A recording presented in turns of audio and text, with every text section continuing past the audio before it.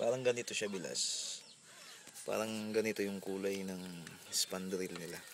Ito naman kinuha ko dun kay yung pinagdideliveran ko ng puluhan. Kasi ganito yung kulay ng yero nila, ng bubong. Pero parang ganito yung kulay ng spandrel nila dyan sa kabila.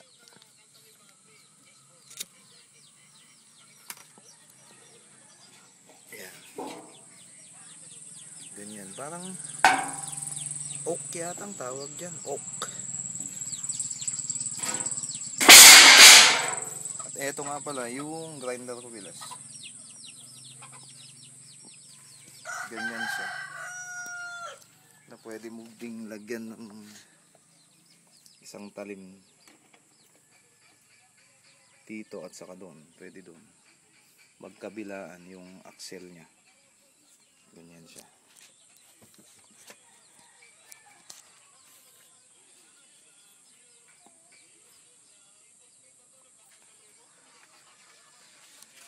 Yan naman yung ginagawa kong mga puluhan ngayon.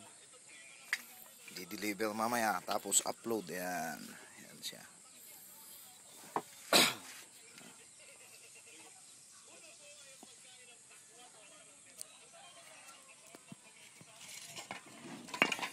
Ito naman nagustuhan ni Tipeng yung gulok na to. Bibilhin daw.